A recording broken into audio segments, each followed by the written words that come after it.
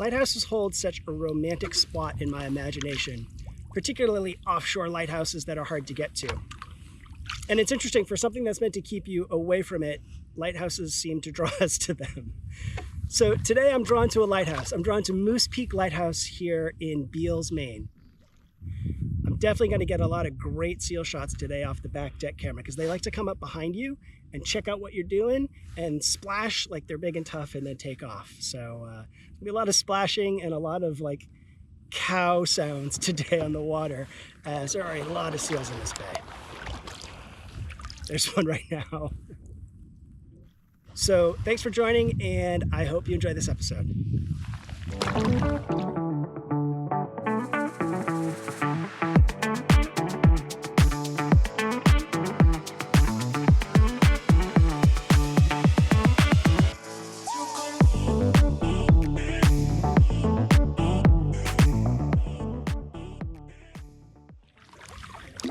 We are in Beals, Maine today on Eastern Bay.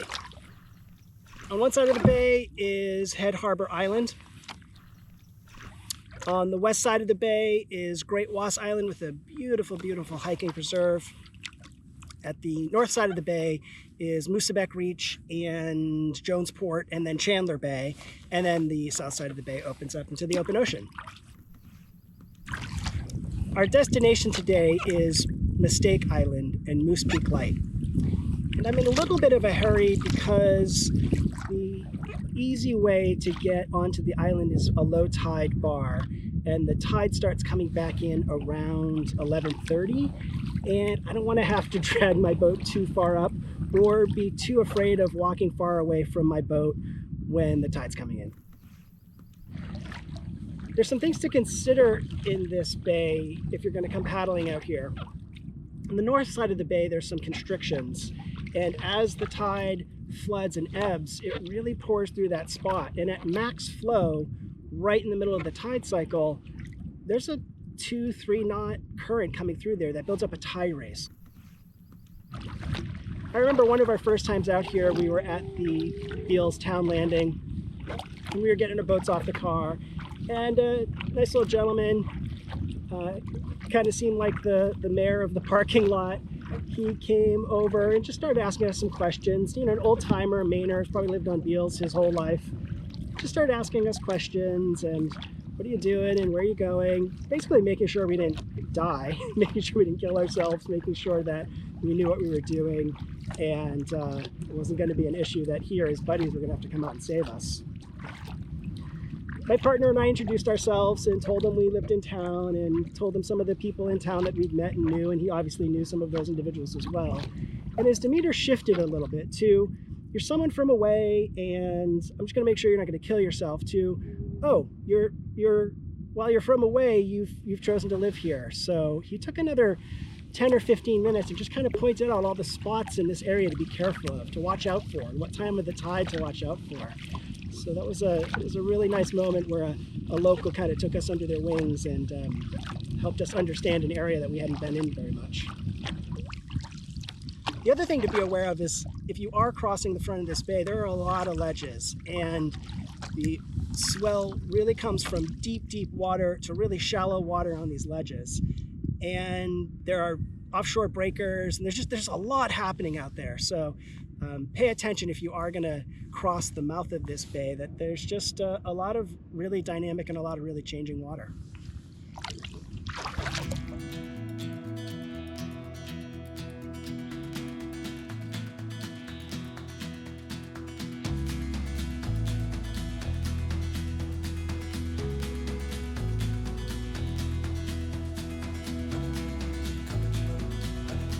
Those of you following the channel will have no doubt heard me talk about the Maine Island Trail Association.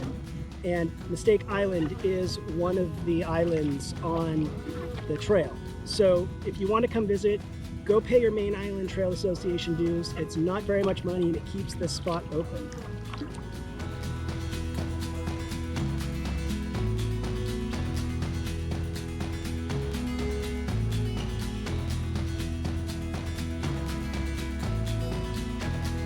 Just making my way past the mouth of the Maine Channel Way. The deepest way into this harbor from the open ocean. And coming along the side of Knight Island, making my way over to Mistake Island.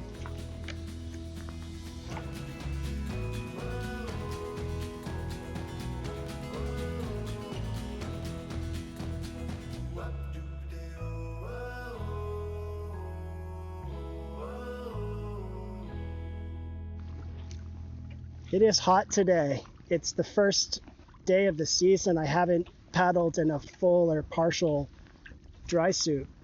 Still dressed for the water temperature, which is probably in the low 50s. The air temperature is much warmer today, so it makes the clothing choices a little tougher. It was really rough when I was getting started. Just a sweaty mess, just hoping for a breeze. As I'm getting a little closer to the south end of this bay, I am starting to catch some cool breezes, and I'm grateful for it. It's pretty warm. I don't know if I'm going to make it around the front side of any of these today. The swell is 3 feet, and that's a decent amount of water for this part of the coast. While it's calm and nice here, it's going to get a lot more dynamic out there. You might see what it looks like when I'm on the island and then make a choice to go up the main channelway to get to the front side of Steele Harbor Island. Welcome to Mistake Island. There are 2 ways onto the island.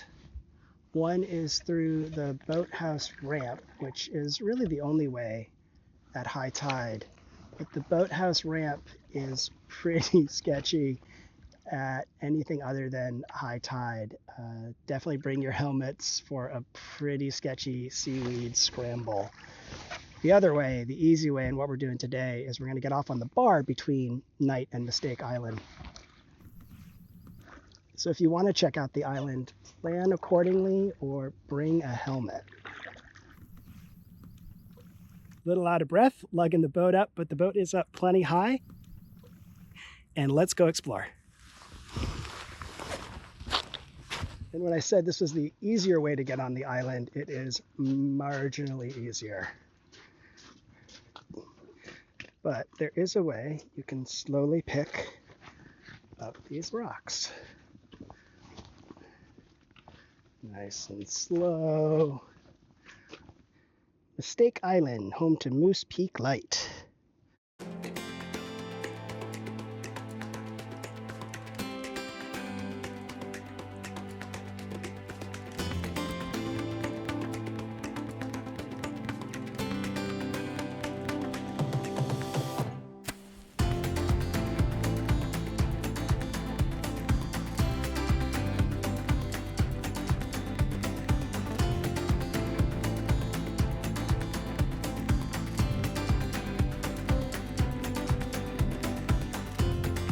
The U.S. government set aside $4,000 in 1827 to establish a light here.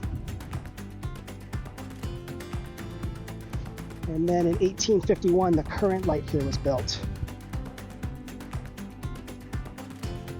Then a couple of homes. The first home they built for the keepers, some story that was too small, and they petitioned the government to build a bigger cottage for them.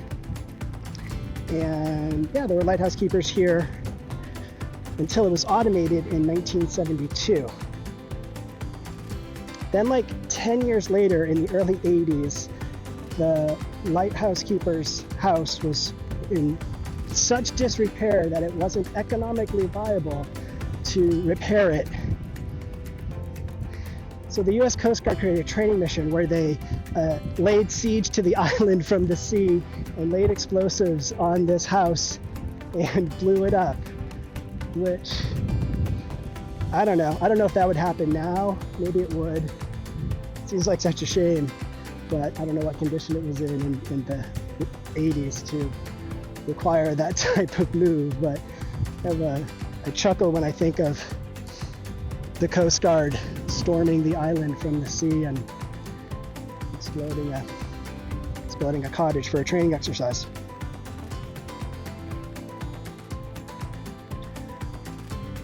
well, that's the light. I'm gonna head back down to the other end of the island and check on the boat. Tide is turned a little while ago. I did get my boat up pretty far, but now that the tide is turning, I do want to keep my eyes on that. So I'm gonna start making my way to the other end of the island.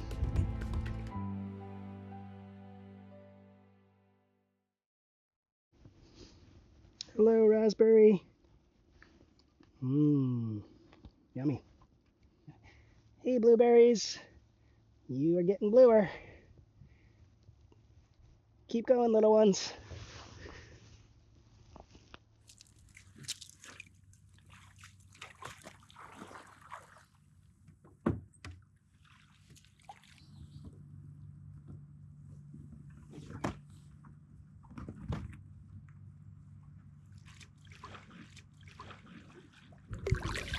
There's a notable story of a lighthouse keeper, Theo Dodge, in the 1880s.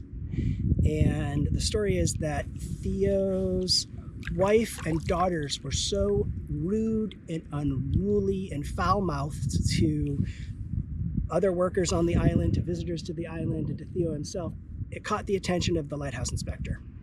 And the lighthouse inspector came out and did what lighthouse inspectors do and deemed Theo unfit for service. So he was removed off the island and his family moved, obviously, off of the island as well.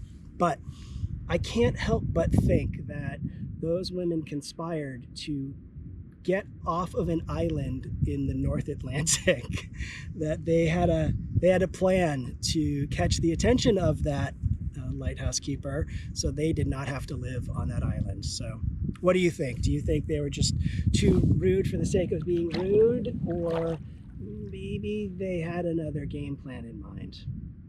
It's my bet. All right, let's see if we can go around the front side of the island, see what the conditions are, see if it's safe, and come back through the main channelway.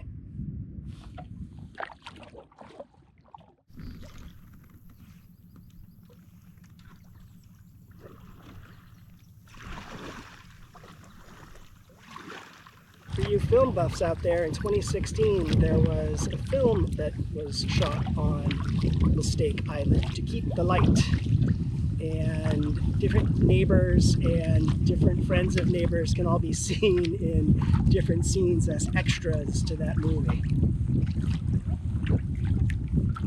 I see. Oh, you can stay there, buddy. The name Moose Peak is shrouded in a little bit of mystery, but the explanation that seems to make the most sense is that it's a corruption from an Abenaki word for this area, Moosebek.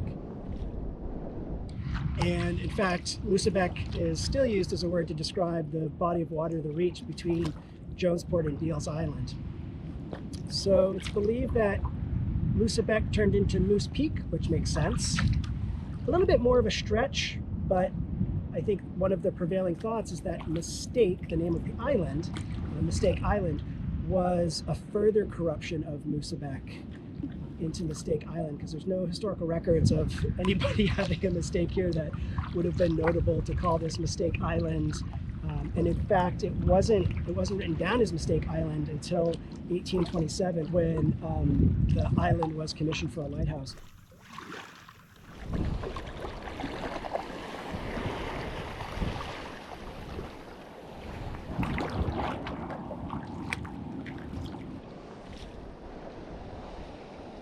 When I get to paddle to a lighthouse, or when I get to see a lighthouse, it just brings me this like weird, unexpected amount of joy.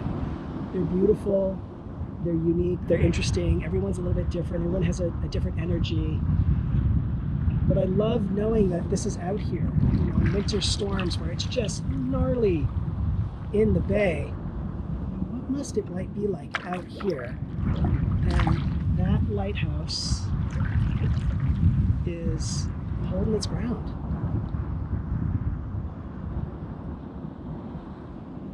Well, all right, let's go see Main Channelway.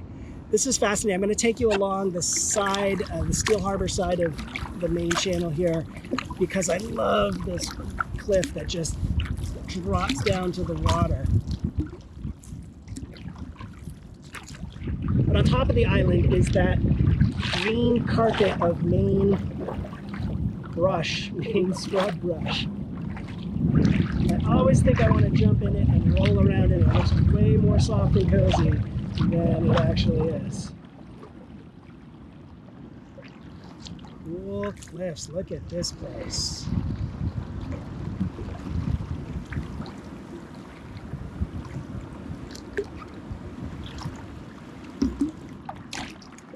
Seeing too many things that I don't want to pass by that I want to meander within. Some low energy slots to move around in. So I'll pop the helmet on and check things out. It's not too dynamic. Nothing I'm too freaked out about doing alone. Or freaked out at all about doing alone for that matter. But it's good to have the helmet on when you go into narrow spots. Avoid fast impacts with hard objects. Although today I think it would be a moderately slow impact with a hard object. Yeah, let's go and check things out.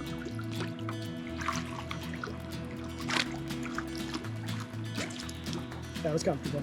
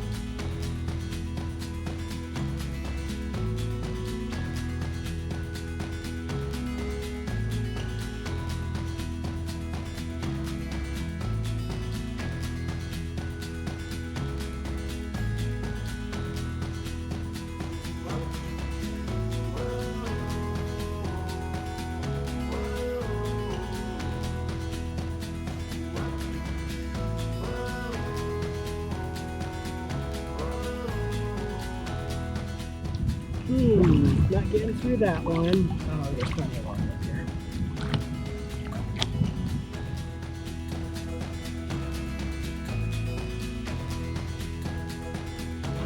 Hello, Mr. Cormorant.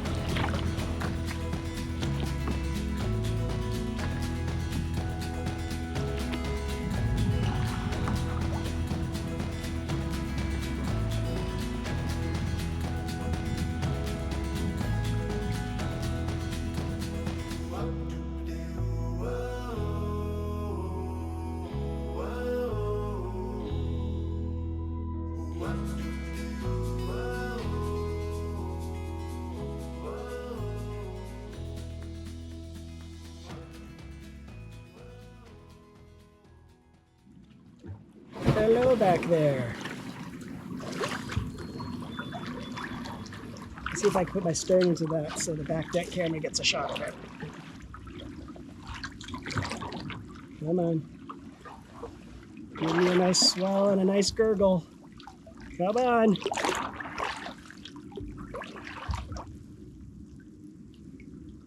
Wait for it. Wait for it.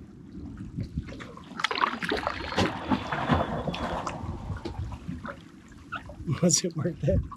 Sounds a little bit like someone's flushing a toilet. Hopefully that was worth it for you.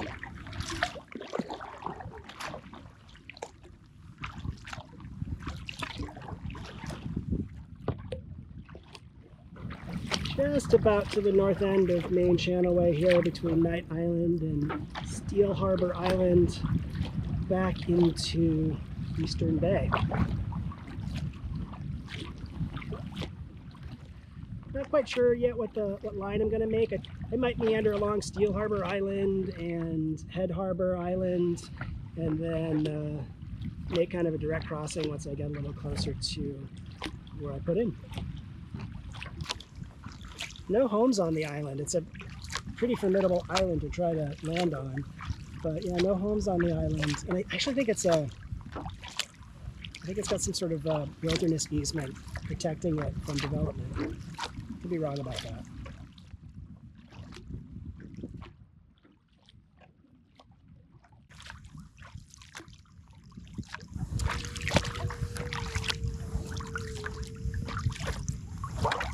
that.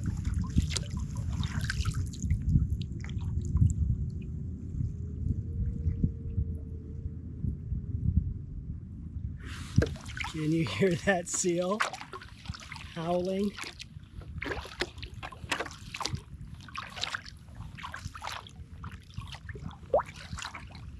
Got a lot to say.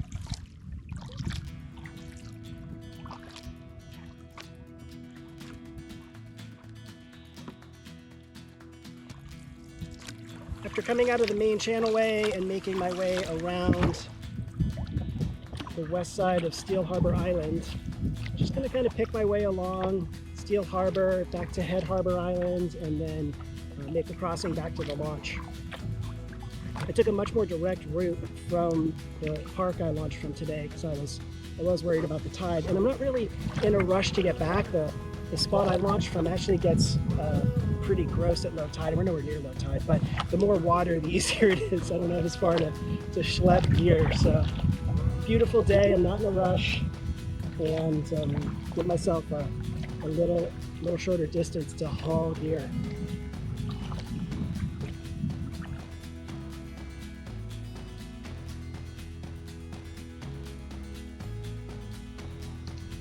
The wetsuit bottoms have helped today just to keep things a little cooler than being in dry suit bibs or a full dry suit for that matter, which there's no way I could have been in a full dry suit today and survived.